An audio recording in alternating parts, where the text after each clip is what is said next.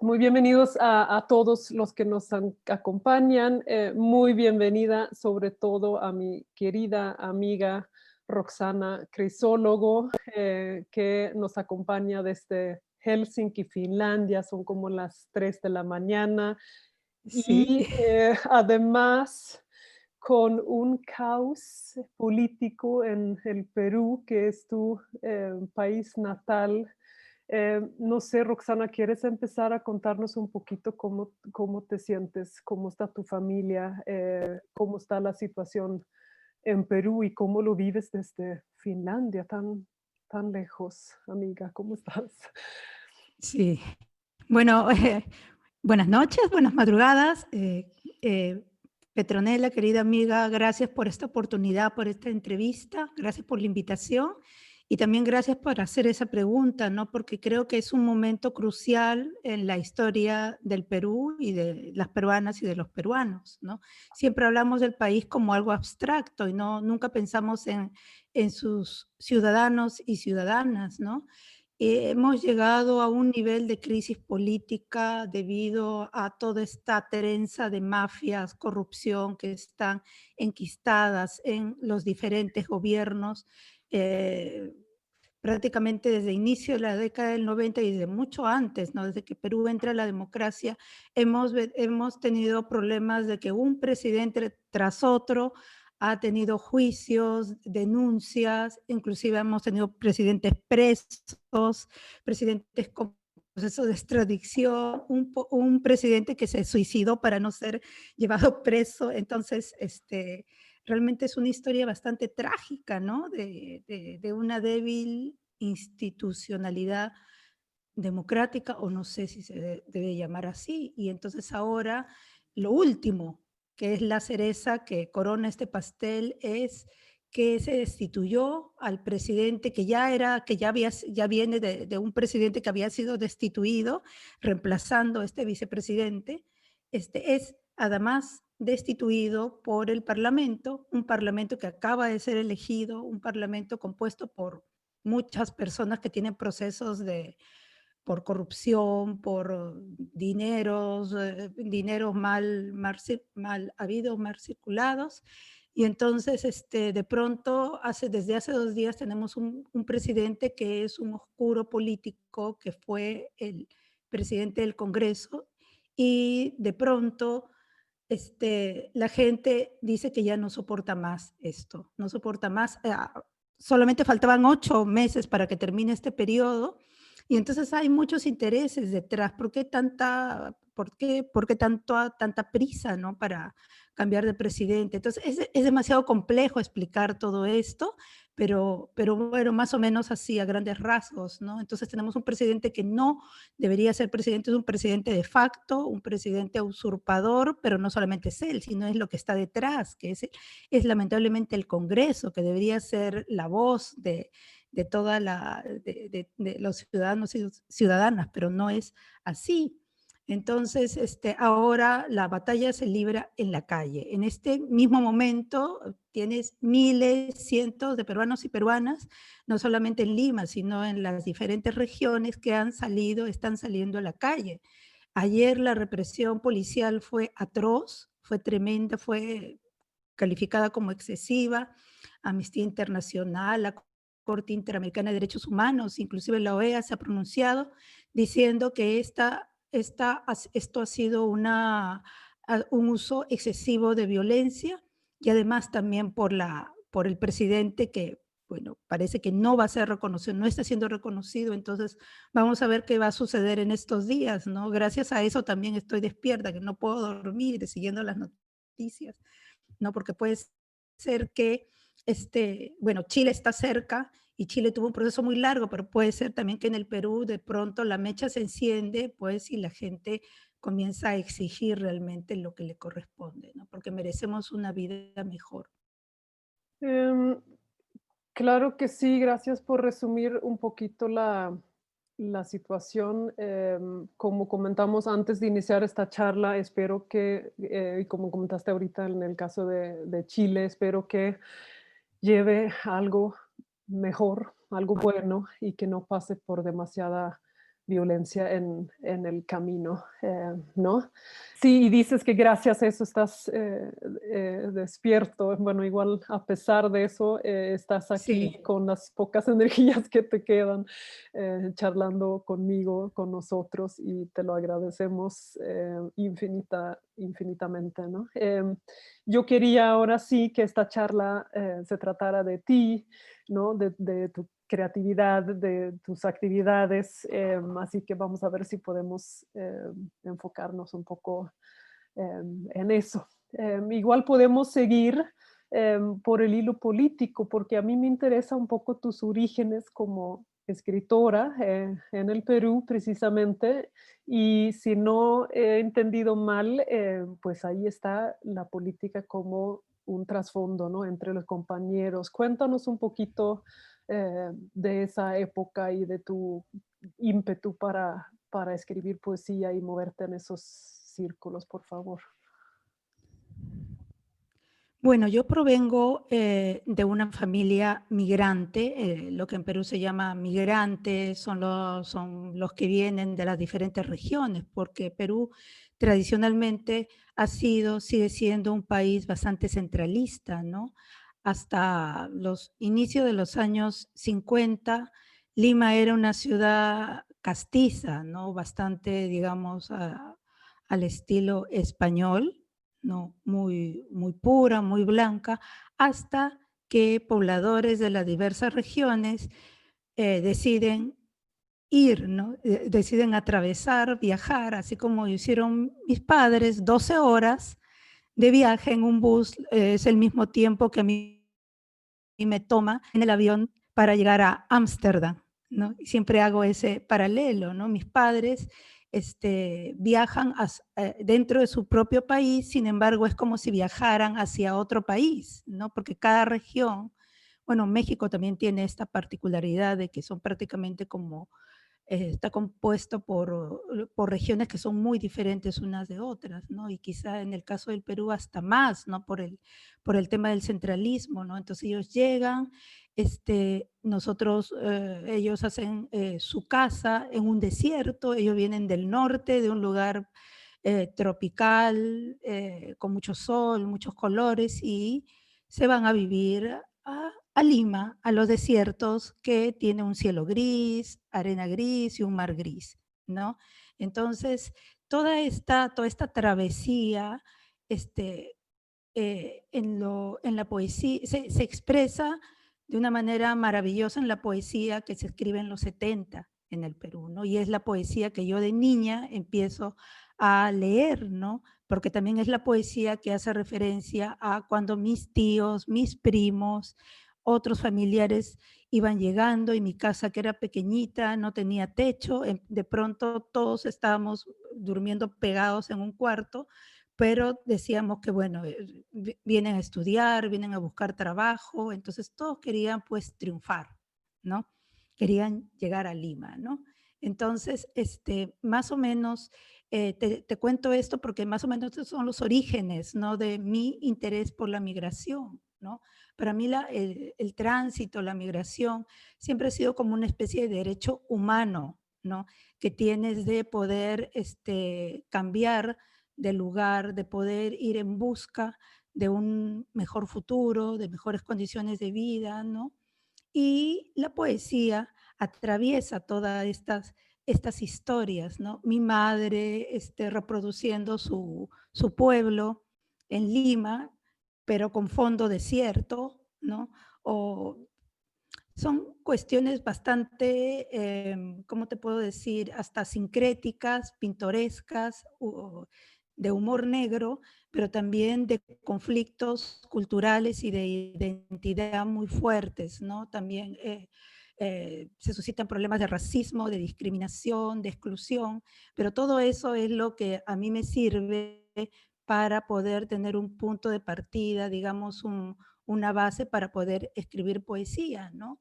Uno de los temas que para mí fueron centrales ahí, que fue central ahí, fue el tema de la lengua, ¿no? Entonces, cuando nosotros salimos de la casa paterna, materna y vamos al colegio y de pronto se dan cuenta que hablamos de una manera diferente, que no somos de Lima. Ah, ustedes no son de Lima, no tienen esa referencia de Lima. No, ¿de dónde vienen ustedes? Entonces, bueno, eres una niña, no sabes que vienes de Lima, piensas que llegas de Cajamarca, que vienes de la provincia, pero yo había nacido en Lima, pero yo pensaba que había venido también con mi familia. Entonces yo me sentí una migrante en la misma Lima, aunque no lo era, ¿no? Lo mismo que me imagino sienten, y lo sé por mi hija que es peruana y finlandesa, ¿no? Que tiene ese conflicto a veces de ser peruana y de ser finlandesa, ¿no? Y a veces no saber qué cosa es, ¿no? Entonces, la lengua, ¿no? ¿Por qué hablas así? ¿Estás hablando mal? No dominas la lengua, y quien no domina la lengua no tiene poder, no tiene capacidad de defenderse, ni de poder, digamos, integrarse o estar, ¿no? Entonces, no sé si quieres decir algo sobre eso o quieres preguntarme más al respecto, ¿no? Pero más o menos esas son como bases, ¿no? Como hitos que a mí me hacen incursionar en la escritura, ¿no? Un poco como venganza, ¿no? Que, de decir, yo me Ajá. apropio de las palabras como a mí me da la gana, y si escribo al revés, porque hay esto de que si tú vienes de las provincias y no hablas bien el español, escribes al revés, y eso está mal. Entonces eso fue un tema, uno de los temas también centrales para mí. Sí, y efectivamente es el título que dimos a la charla, ¿no? La escritura desde la migración, que está tan arraigada en ti, y me encantó que lo decías, que es hasta un derecho humano, ¿no? Sí, Por la razón que sea, o el motivo, el objetivo que sea, ¿no? Creo que mi pregunta apuntaba también como a las constelaciones entre poetas, tus colegas, cuando ya empezaste, ¿no? A apropiarte de esa lengua, de hacer lo que querías con ella. ¿Con quién te juntabas? Porque recuerdo que me hablabas, ¿no? De tu barrio, que en tu sí. barrio vivían, entre otros, Domingo de Ramos, ¿no? Entonces, Claro, cuéntanos un claro. poquito de esa banda, Sí, pues, de amigos poetas. claro, porque el sur, lo que llaman en Perú, zonifican desde conos, ¿no? Cono norte, bueno, nosotros veníamos del cono sur, que era en ese momento, en los 70, 80, bueno, en los 90 ya cambia todo con la época del fujimorismo, pero era un lugar, una zona reconocida como una zona de izquierda, ¿no? Donde pasaban cosas así no sé, de contracultura muy interesantes, ¿no? Yo decía, ¿cómo puede ser que un lugar donde porque comienzan a llegar las invasiones, ¿no? El fenómeno de las invasiones, llegaban en camiones y ponían sus esteras, una bandera del Perú, y fundaban su casa, ¿no? Entonces, en medio de toda esa vorágine, pues yo creo que había muchísima riqueza temática.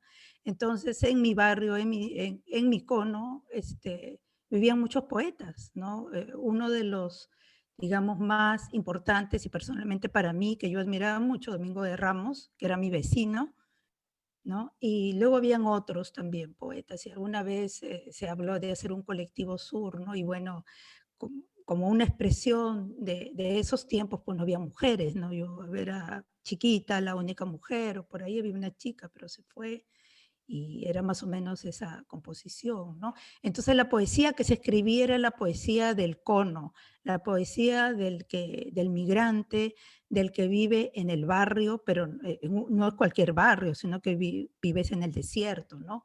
Con las arañas, con la falta de agua, con electricidad débil, y luego, pues, durante el tiempo de la guerra interna, en la época de Sendero, pues, eres la persona que corre a su casa y siempre está a oscuras, o estallan bombas muy cerca de donde vives, ¿no? Y luego ves la hoz y el martillo dibujada en un cerro, ¿no? Entonces eran como muchas historias, un lugar muy intenso, y esa fue más o menos digamos, mi cuna, ¿no? Poética, así de chiquita.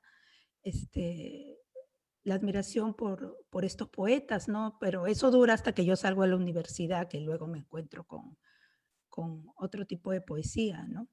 Claro, pero bueno, son importantes también los inicios, ¿no? Tanto la poesía de los Sí, sí, sí, setentas, claro, como porque eso dices, y es, esas figuras, como claro, eso pues, está los que vivían arraigado. al lado.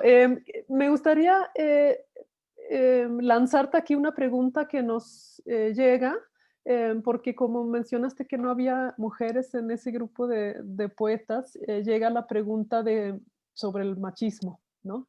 Eh, la pregunta es que si vives diferente el machismo en Finlandia que la del Perú, pero igual puedes empezar con esa época, ¿no? Cuando eras la poeta chiquilla y cómo fue. Recuerdo que alguna vez también me dijiste que estabas cansado de cargar con borrachos. O sea, me imagino que fue un ambiente Por supuesto, porque de hombres, de poetas sí, sí, borrachos, sí, ¿no? Cuéntanos un poquito de esa, sí, sí, lo que yo veo como la lucha, claro. no sé.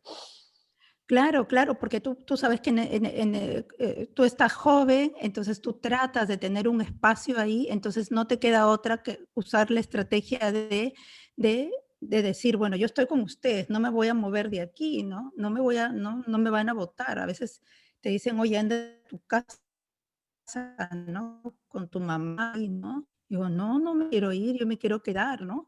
Pero entonces tu estrategia es, yo no tomo, yo no bebo, yo estoy así despierta por si, no sé, y entonces terminas cargando a la poesía peruana, ¿no?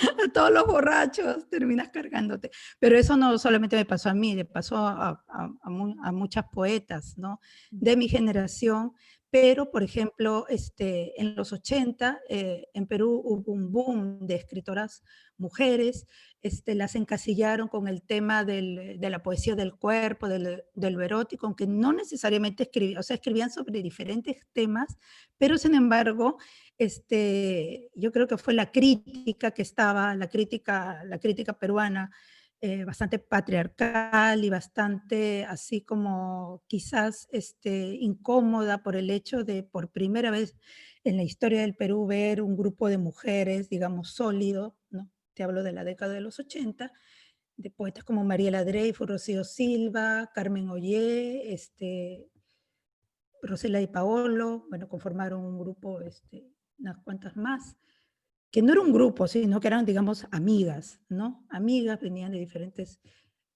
universidades y todo, pero sin embargo, lo interesante es que eso que sucedió en los 80, a pesar de que yo venía de un cono, esa influencia no llegaba ahí, ¿no? Vivir en un barrio con reglas que son un poco más, ¿qué te puedo decir?, agresivas que en el centro, ¿no? Entonces tú tenías que estar siempre a la defensiva, siempre disputándote el espacio, porque tenías que disputarte el espacio, tratando de comportarte como un hombre para poder tener ese espacio, porque si no había otra forma, si tú no te comportabas como ellos, si tirabas codazos, si eras ruda, te hacían de lado o te miraban como una pobre mujercita, ¿no? Mientras tanto ocurría eso, ¿no? A nivel de las universidades, pero ¿a qué voy? En que a veces los espacios así oficiales de la literatura no llegan a todas partes, ¿no? Y ya es en los 90 cuando empieza Fujimori, viene el autogolpe, el conflicto armado interno llega ya de una manera más aguda a Lima, bueno, se dice que la guerra llega a Lima, especialmente en el año 92. Ahí es donde prácticamente todo lo que de alguna manera se había avanzado con este grupo sólido de poetas, que además tuvieron muchísima visibilidad y también muchísimos enemigos, pero como fueron poetas que se posicionaron de una manera muy, muy sólida, entonces no las podían hacer de lado, así nomás, ¿no? Entonces, del año 90, digamos, especialmente 92, es como si todo queda en blanco. Y volvemos a los grandes recitales de poesía, 11 hombres, una mujer. Yo 7 justo te iba hombres, a preguntar ninguna. qué ha cambiado, porque Entonces, esa es hace mi un par de años empezaron ese Comando Plat, ¿no? Por lo mismo que Claro, claro, seguían claro, esas porque estructuras eso, tremendamente machistas. claro, porque la generación, digamos, en la década que a mí me tocó escribir, que bueno, teníamos guerra, recesión, peruanos que se fueron volando, no sé, a diferentes lugares, abandonaron un montón, ¿no? Porque, bueno, la gente tiene derecho de emigrar, ¿no? Y de escapar, ¿no? Y de refugiarse también, ¿no? Como te decía, es un derecho humano, velar por la vida de uno mismo, la gente se iba. Entonces, el panorama era bastante sombrío, bastante machista, misógino. Si al comienzo habían muchas poetas, de pronto fueron desapareciendo, se fueron desanimando. También era peligroso andar por las calles, había toque de queda por muchos años, entonces no se podía, ¿no? Ahora, cuando ya termina la época de Fujimori, es como si nuevamente viene un cambio, ¿no? Y poco a poco se van armando nuevamente, se van como reagrupando las poetas. O sea, no es que no hubieran, sino que es como que se hubieran replegado quizás o estaban un poco silenciosas, estuvieran atrincheradas, porque también uno tiene que defenderse, ¿no? Y entonces empieza esto de que aparecen las poetas, pero a su vez también nuevamente viene esa incomodidad de que hay tantas poetas. ¿Por qué empiezan a haber tantas poetas? ¿Por qué hablan? ¿Por qué replican? ¿Por qué exigen? ¿Y por qué quieren mandar? Y que no sé, son de clase media, que son esto. Y siempre había algún argumento para desestimarlas, para desautorizarlas, para minimizarlas, ¿no? Y entonces es ahí cuando a raíz de problemas consecutivos de acosos a poetas, a mí, a varias, ¿no?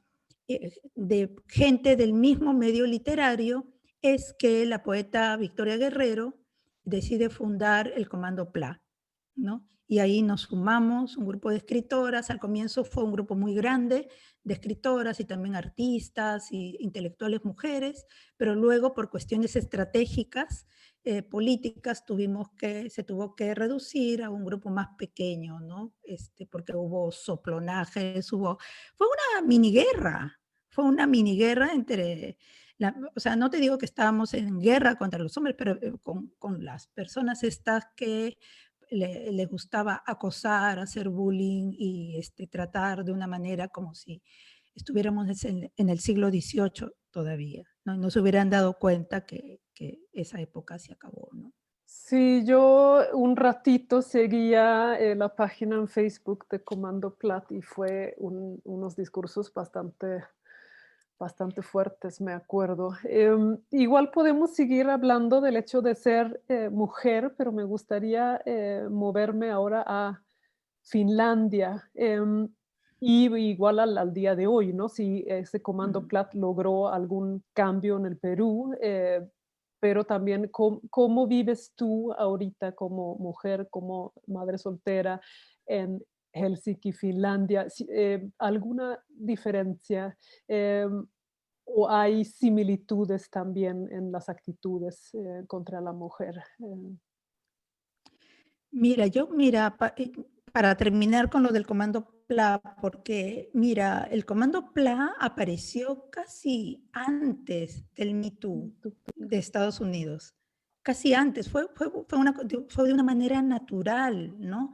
Porque todas estábamos hartas de que Ujú, nos llegó el estén punto. acosando, que nos traten mal, que nos ignoren, que no nos incluyan en cosas. Y no queríamos ser una cuota, sino simplemente porque es justo, ¿no?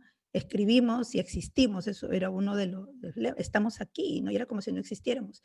Entonces, a raíz de toda esta disputa, de toda esta confrontación que el Comando PLA tuvo que enfrentar y tuvo que responder también, la contrarrespuesta fueron muy agresivas, hackeos, insultos, amenazas y todo eso. Se avanzó mucho, se avanzó, pero de una manera increíble. No te digo que todo está solucionado, todo el tiempo tienes que estar ahí, alerta. El Perú es un país bastante conservador, como, bueno, como muchos países latinoamericanos. Entonces, temas de paridad, de cuántas cosas mínimas, ¿no? Que ya, digamos, están resueltas en Finlandia, donde nadie se pone a discutir que por qué hacemos un evento y pensamos, bueno, ¿cuántas mujeres hay? ¿Cuántos hombres? Y de ninguna manera queremos que haya más hombres que mujeres, siempre preferimos que haya más mujeres que hombres. ¿no? Y eso es parte de ya de un proceso natural también, de haber aceptado que así tiene que ser, ¿no? Y en pequeñas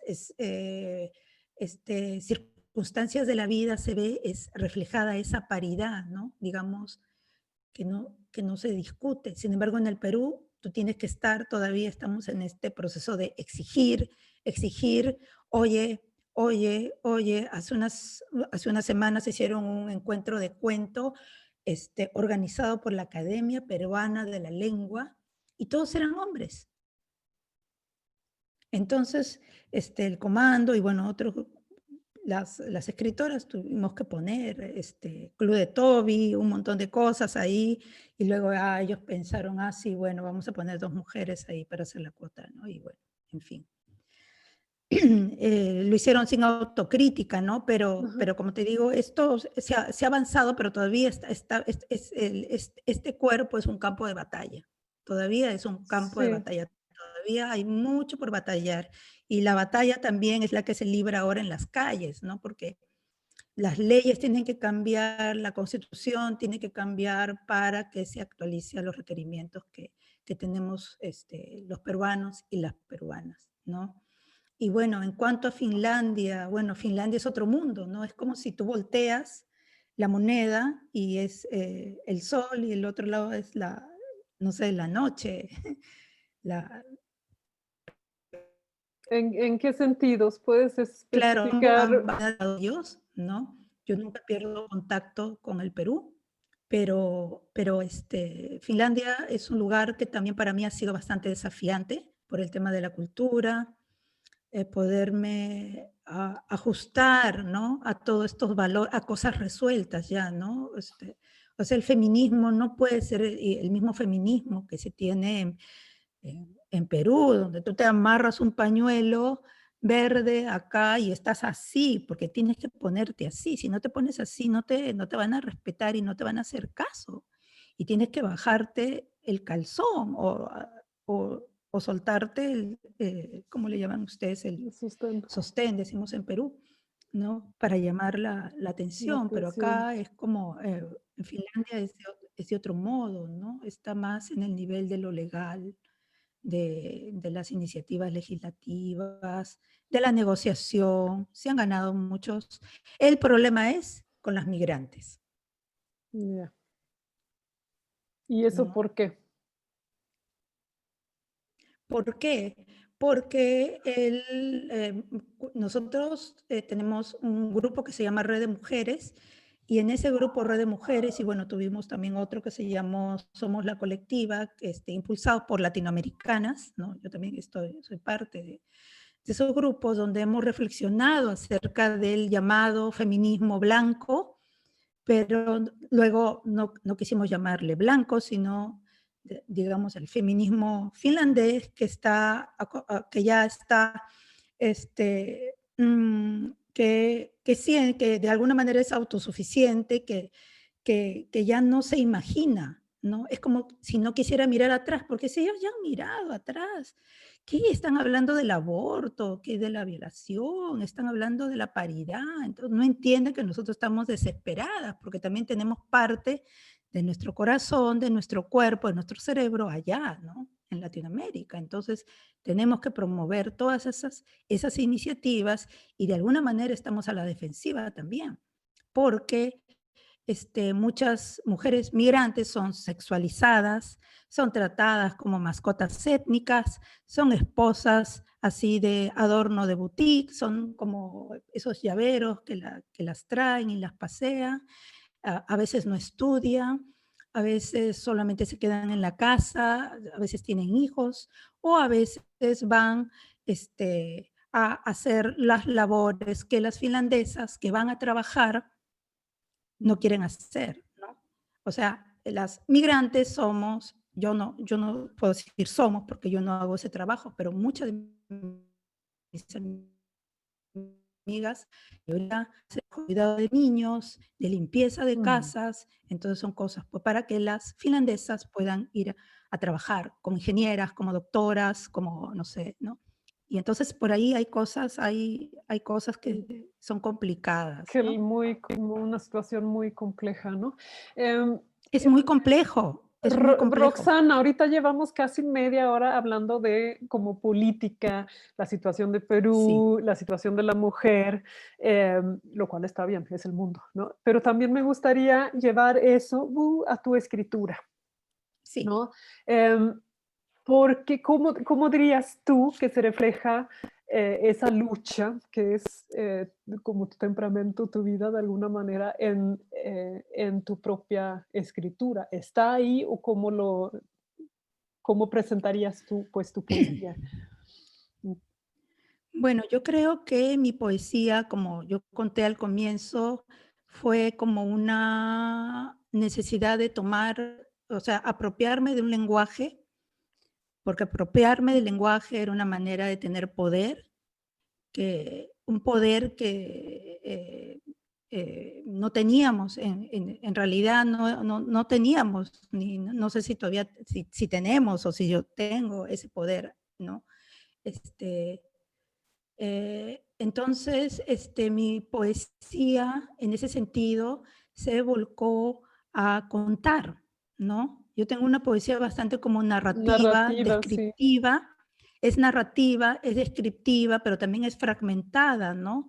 Porque la vida de estos migrantes o de esta niña que ve toda esta travesía de sus parientes o de la gente, de ese desierto, crecer, poblarse, dejar de ser un oasis para volverse en un suburbio, ¿no? Un lugar así intransitable, ruidoso, lleno con autos, gente vendiendo, un caos tremendo, el caos de, de, de los barrios limeños, el desorden total, ¿no? Y la desprotección que tienes como mujer. Entonces, todo eso, ¿no? Eh, contar, ¿no? Ujú. A veces esas fugacidades, esas impresiones, ¿no? Porque a veces pensaba, bueno, nadie viene a este lugar a verlo, ¿no? ¿A quién va a venir a, bueno, todo el mundo llega a Lima, llega a Miraflores o al centro, ¿no? Pero nadie va a ir a ver cómo vivimos, a cómo vivíamos ahí, ¿no? Sí. Entonces hay que escribir. Yo pensaba eso, ¿no? ¿Puedes dar algún ejemplo de cómo empieza un poema, por ejemplo? ¿Es leyendo una noticia? ¿Es un viaje de regreso al Perú que haces? ¿O son recuerdos que están en tu Sí, cabeza muchos como son parte de... recuerdos y sí, para mí, por ejemplo, mi mamá es un eje muy central, ¿no? Las palabras de mi mamá o verla a mi mamá, cómo reaccionaba ante ese ambiente. ah, en el primer libro, Abajo sobre el cielo, por ejemplo, ahí son como postales, ¿no? Son como es como un periódico mural, ¿no? Y justo hay secciones que se llama, y Abajo sobre el cielo es porque nosotros vivíamos abajo, pero era sobre el cielo, ¿no? Que es arriba, bueno, porque había muchos cerros ahí, ¿no? Yo no vivía en un cerro, pero estaba rodeada, ¿no? Entonces, siempre era mi mamá, ¿no? Mi mamá que va a cargar el agua, porque no había agua, se va a Mm. cargar el agua, entonces es mi mamá. Y de alguna manera era una forma de de construir un personaje heroico, que era mi mamá, ¿no? Creo que eso es bastante típico también en la poesía, ¿no? A veces es el padre, a veces es la madre, en mi caso era mi mamá, ¿no? Mm. Yo la que veía sola, criando 6 niñas, ¿no? El papá siempre trabajando, entonces mi mamá escuchando la radio, cosas así simples, ¿no? Mm. Este, y además para mí también otra fijación fue fijarme de aquellos detalles feos, ¿no? En el colegio y luego en la universidad cuando estudiaba literatura, me decían, ay, pero estas cosas son feas, ¿por qué escribes de cosas tan feas? ¿No? Y eso a mí me creó como, ah, pero ¿quién dice qué cosa es feo? ¿No? Y ahí viene eso de este libro que escribí ahora, que bueno, que no salió y que tiene, no sé, tiene que salir de alguna manera. Está en cuarentena. Este, sí, oye, sí, la cuarentena, iba a salir en Perú, pero tampoco porque ahora estamos con esto, entonces Mm. no, bueno, ya. Justamente es como, porque todos mis libros están como conectados. son como historias que se pueden, han ido hilando así, ¿no? Y de pronto empiezo aquí con el primer libro, pero salto y luego regreso y entonces todo está es como una telaraña. Y entonces ahí es donde yo desarrollo más eso de que me decían, es feo, ¿por qué escribes estas cosas que son tan feas? Es horrible que escribas de eso. Entonces, mi preocupación era, entonces, ¿qué cosa es bonito, no? ¿Qué cosa es bonito? No sé. Y luego en viajes, y eso cruzado con viajes, yo viajé mucho en el extranjero y en un viaje que hice a Palestina, que a mí me marcó muchísimo ese viaje, Ujú. iba en un taxi a Ramallah y íbamos atravesando los controles de Israel y hombres con unas metralletas y todo eso, todo muy, muy intenso. Y el jovencito me llevaba a cambio de que yo pague un mes de su escuela, ¿no? De su colegio, ¿no? Era una prepa. Entonces él iba preguntándome y entonces me decía, pero tú debes de conocer cosas muy bonitas, ¿no?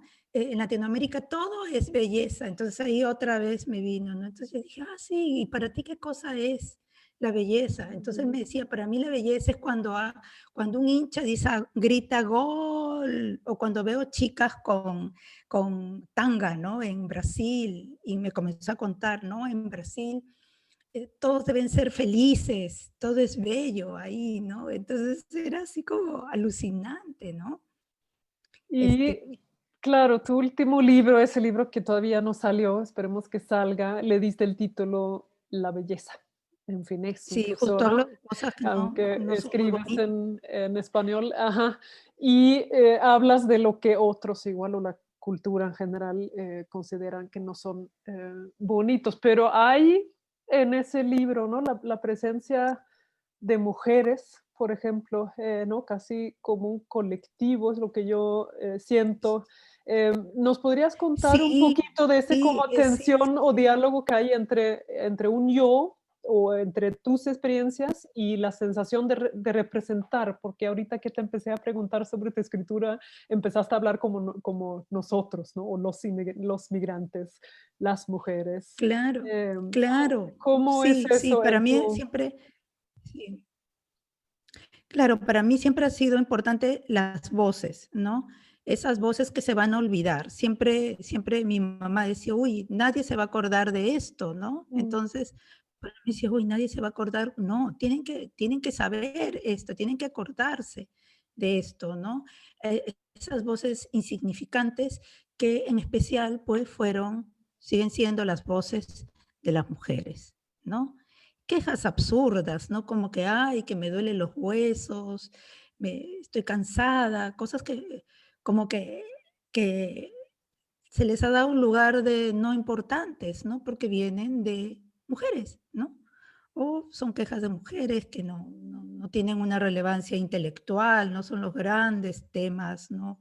Griegos o de la Ujú. cultura occidental, así wow, que hay que reflexionar, que la filosofía, ¿no? Entonces, yo, pese a haber, bueno, yo estudié Derecho, no tengo una formación académica así estricta en literatura, no soy libresca en ese sentido, y para mí el tema del testimonio fue algo muy importante, también cuando estudiaba Derecho y bueno, trabajé algo ahí, entonces tuve oportunidad de conectarme también con bastantes voces, con bastantes historias, y por alguna razón eran mujeres, ¿no? Siempre las que venían con cosas súper trágicas, ¿no?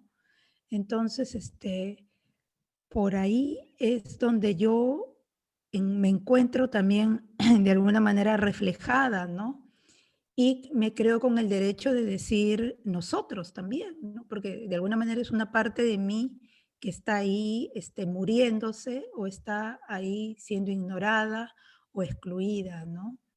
Y entonces a través de la escritura es como puedo hacerla, como ya repetí varias veces, que esta persona, que esta voz pues tenga una existencia y tenga Ujú. cierto poder, ¿no?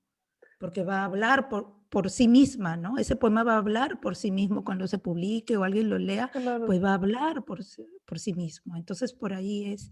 Y bueno, yo vengo mi padre viene de una comunidad campesina, indígena, entonces ahí siempre hablamos de nosotros, ¿no? Que la comunidad, hay una cuestión comunitaria también que viene así de identidad.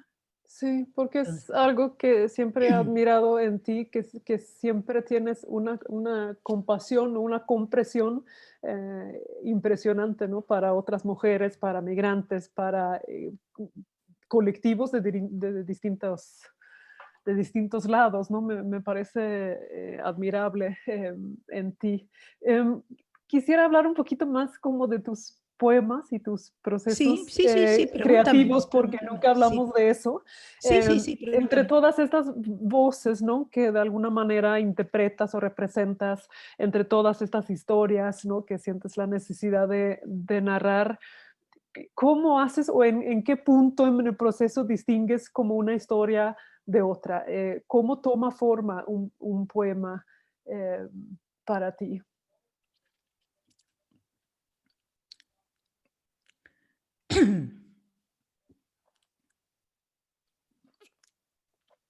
La calefacción, ahora que empezó a hacer bastante frío, te seca la garganta, Sí, ay se no, pone otra como, vez, sí. y yo, perdón, voy a tener que quitarme esto porque hace mucho. Adelante. No, bueno, fuera es fríísimo, pero la calefacción, uf, sí, Me sí. acuerdo, me destrozó un pintalabio cuando estuve en tu No, casa una sí, yo vez. ahorita estoy así, ya que hoy, ¿no? Entonces, tú me decías cómo se construye Sí, el, cómo llegas a, sí, a construir tus poemas, ¿no? De como de separar una de esas voces o juntar algunas voces en un texto particular, ¿no? Porque me imagino que llevas tanto adentro, tantas voces, tantas historias, Sí, sí, ¿no? es complicado porque de alguna manera yo pienso que debo ser esquizofrénica o una cosa así, ¿no? Porque a veces tengo muchos problemas con que las voces hablan a la vez y en un texto meto muchas voces Ujú. y entonces luego tengo que diseccionar, ¿no? A mí me toma mucho, mucho tiempo hacer un poema. Yo no puedo hacer un poema muy rápido. Siempre tengo que estar como cortándolo y diciendo, identificando el subtema. Ay, pero yo estaba hablando de esto y se metió la vecina, ¿no? Entonces tengo que sacarlo, se metió esta, se metió mi prima o no sé, o se metió algún tipo, ¿no? Que manejaba un taxi hacia, hacia Ramala, o se metieron los refugiados, ¿no? Has encontrado alguna estrategia a la hora de editar tus poemas? El otro día hablé con Leif Holmstrand, él hablaba de reglas, ¿no? Un sistema de reglas que él mismo había inventado y que tenía como método a la hora de hacer sus obras de arte. Estoy pensando que seguramente tú también tienes alguna como método o estrategia para separar esas voces o entrelazarlas, porque en muchos de sus poemas están, ¿no? Varios acontecimientos, varias voces, varias experiencias, ambientes, Sí, ¿no? sí, lo que pasa es que yo en los inicios yo quería escribir narrativa, ¿no? Entonces más o menos pienso en esas Yo creo que estructuras todavía lo narrativas, pero puedes hacer. todavía lo podría hacer, ¿no? Entonces tengo el poema, entonces comienzo a, digamos, a ubicar, digamos, una vertiente, lo comienzo a separar y de un texto pueden salir tres textos con facilidad y luego los comunico simplemente con, no sé, le construyo un poco más de desierto o un puente o un avión, de alguna manera o sea, no tengo una regla, es más como mi oído, ¿no? Ujú. Y más me aferro al oído y más me aferro al recuerdo, ¿no? Digo, ¿cómo fue? Así, así, así. Y claro, obviamente cuando uno escribe exagera también, ¿no? Lo que escribimos, bueno, particularmente yo Claro, exagero, ¿no? se Que si había dramatiza de mucha harina. alguna manera, ¿no? Sí, lo dramatizo, creas una tensión, ¿no? Me gusta crear esa tensión de los lugares, porque me gusta describir los lugares. Yo vengo o sea, yo nací en Lima, pero mi familia viene de un lugar que era así como un cuadro pintado en un, no sé, un mural así con muchos detalles, con muchas cositas, estoy acostumbrada a ver los puntitos y todo eso, ¿no? Entonces, para mí el trabajo con metáforas fue un poco más difícil, ¿no? Yo quizá era como, y todavía sigo siendo como esos cuadros que pintan con muchos colores, muchas casitas, cuando tú vas a Machu Picchu o cuando vas a, El, no sé, a esto, no sé, en Oaxaca puedes ver estas cosas tan pequeñitas con un montón de gente y muchos colores, más o menos así, me imagino yo cuando estoy escribiendo, diciendo lo que quiero decir, pero también eso es una, yo creo que es una parte de mi idiosincrasia también, de mi mm, manera de cosmogónica, de ver el mundo así, ¿no? Con mucha gente siempre, ¿no? Con mucha gente. Y no tengo un sistema, no no. tengo un sistema. Es que los poemas son muy largos y lo único que es, ubico los temas y los separo, nada más. Pero a Es, veces me voy de una cosa a otra, ¿no? Me da Yo sé que gusto salto. escuchar, sí, me lo imaginaba, porque son poemas distintos, pero muy reconocibles de alguna manera de tu mundo, ¿no? De tu universo, el universo de Roxana, la preocupación de Roxana, ¿no? De las experiencias y esas imágenes y ese ritmo que mencionas ahorita, me dio gusto escuchar que dices que te guías por tu oído, porque justo antes de la charla hace una semana le pregunté a León, yo digo, para ti los poemas de Roxana son más de imagen, ¿no? ¿O son de oído? Y él Son dijo, de oído. no, seguía por la imagen, ¿no? Porque hay como esa fuerza política casi, ¿no? Y yo dije, es curioso porque yo, ¿no? Cuando he traducido un par de poemas, para mí está ese ritmo, ¿no? O sea, para mí tus poemas entran por ese oído que tú dices. Entonces yo creo que hay no sé si equilibrio, pero sí hay una tensión muy lograda entre tanto esa imagen, el recuerdo, lo que ves, lo que acabas de contar y tu oído, ¿no? Ese flujo, ese fluir casi, ¿no? Que son tus lecturas en voz alta. Claro, para mí, por ejemplo, el haber sido como una especie así, de seguidora del poeta Domingo de Ramos, que tiene esa cuestión del oído, ¿no? Yo creo que debe haber sido el lugar también, ¿no? Que todo entraba por el oído. La música, ¿no? Mm, El tráfago así del caos, era algo así, claro, algo así. Pero están, también, claro, las cosas y todo, ¿no? Y el tema, ¿no? Porque yo no soy barroca para nada, no me interesa no, mucho el barroco ni el no, pero sí, o sea, el sonido, ¿no? Es importante. Claro, siempre guardando la temática, ¿no? claro. Para no Y perderme. ahorita que vuelves a mencionar un poco Perú, quería volver a esa figura tan grande de la poesía peruana que es César Vallejo. Eh, ¿Tienes alguna afinidad, alguna relación como poeta con César Vallejo? ¿O cuál es como tu idea de esa figura, por lo menos internacionalmente, ¿no?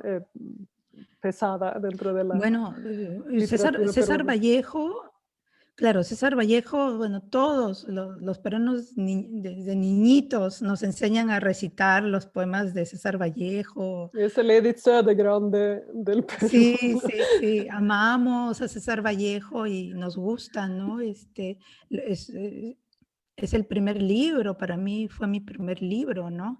Además, él viene del norte también, es una provincia muy cerca de donde es mi familia, ¿no? Este, también era un provinciano en Lima, ¿no? Provinciano en Lima, ¿no? Sí, pero es como yo me imagino que debe ser también Neruda o no sé, otros, estos grandes padres, o no sé si será así con Huidobro también, pero quizá más con Neruda, ¿no? Que es como que tú lo lees y luego ya no quieres volver mucho porque se te pega, ¿no? Y entonces, Se trata después del terminas siendo de la banda de los vallejitos, ¿no? De los vallejitos así trasnochados, ¿no? Y vallejitas. Más bien yo me he apegado a la escritura de, por ejemplo, de una poeta que admiro mucho y que, wow, que me encanta, que se llama Carmen Ollé, que ella surgió en los 80 y bueno, publicó un libro que se llama Todo orgullo humea la noche. ujú. Es un libro así que fue así como un hito, ¿no? De la literatura. Y bueno, y Blanca Varela también, sí. Pero que sí, quizás más a ellas, ¿no? O sea, Vallejo me encantó y todo, pero yo lo dejé así muy jovencita. Creo que muchos hacen lo mismo. Sí. Creo que, pero también, claro, obviamente hay seguidores que son fieles así de la secta, que no sueltan, ¿no? Pero para mí también fue como interesante la poesía de Blanca Varela, porque es muy distinto a lo que yo hago, ¿no? Ella también venía de un mundo totalmente distinto, ¿no? Una mujer de clase alta, pero aún así me gustaba mucho, ¿no? Por sus temas relacionados con el mar, el desierto y todo eso, que bueno, lo que vivimos en Lima somos eso, mar y Mm. desierto, ¿no? Y Roxana, hoy día, ¿qué lees? bueno, ahora, desde hace más o menos 5 años empecé a leer poesía, bueno, poesía y narrativa mucho más escrita por mujeres. También, Mm, también leo, escribo por hombres, pero decidí que quiero leer más a mujeres, ¿no? Porque tú sabes, cuando tú te das cuenta y comienzas a revisar tus lecturas de universidad y todo, todos son hombres, ¿no? Entonces, cuando empiezas a leer a las mujeres, te das cuenta, me he perdido de esto, ya alguien había escrito sobre esto, ya alguien posó, alguien cruzó, ¿no? Ese límite, ¿no? Y de pronto te sientes más inspirada. Yo siento que ahora me siento mm, mucho más inspirada que antes, o mucho más libre desde que he leído mujeres. Antes cuando leía hombres, yo quería parecerme a los hombres o no quería salirme porque tenía miedo ser rechazada, ¿no? Había ese juego insano ujú. de querer agradar, ¿no? Para no ser expulsada del paraíso, ¿no? ¿Y Como puedes dar la Eva. algunos ejemplos de mujeres que has leído en esos últimos 5 años? Bueno, que he leído, que siempre leo, que a mí me gusta mucho Clarice Lispector, me gusta muchísimo. Me gusta leerla en portugués, o bueno, mejor en portugués. Aunque claro, ella es como, para mí es como César Vallejo, la verdad. Se está Me gusta convirtiendo en muchísimo. Eh, Ay, sí, me encanta ella, pero también me puse a leer mucha narrativa, ¿no? Me puse a leer a estas escritoras argentinas, a Mariana Enríquez, a Amanda Schweblin, sí, no sé cómo se pronuncia su apellido, y poesía también traducida, mucha poesía traducida a otros idiomas, de otros idiomas mm, al al español, ¿no? Pero em, especialmente esta chica Ojeda, también del Ecuador, las narradoras así de narrativa media negra y ciencia ficción. Estoy muy interesada con los temas del futuro. de las posibles construcciones de un mundo, ¿no? Sí, sí, sí, sí, Tu sí. relación con la literatura o la poesía finlandesa, ¿cómo es? ¿Tienes, acceso, formas parte de ese contexto? ¿Cómo es esa dinámica ahí en Pues Helsinki, yo no Finlandia? sé, pero es muy extraño porque como coordinadora de este proyecto Sibubalo, Sibubalo es una palabra en finés que significa luz, la luz que brilla pero que no se ve, ¿no? Me tocó ser fundadora de ese proyecto en el 2013 y es un proyecto que promueve la literatura, el trabajo que realizan escritores, poetas que escriben en su lengua materna, ¿no? Generalmente, pues, que escriben en árabe, en persa, en ruso y en español, ¿no? Español latinoamericano, ¿no? Y también de España. Entonces, a través de ese proyecto, pues, que sacamos becas y bueno, hicimos muchas cosas. Entonces, de alguna manera hubieron contactos con el escenario finlandés, ¿no? Pero yo creo que pese a muchísimos esfuerzos, el contacto igual se mantiene entre ustedes y los otros, ¿no? Mm.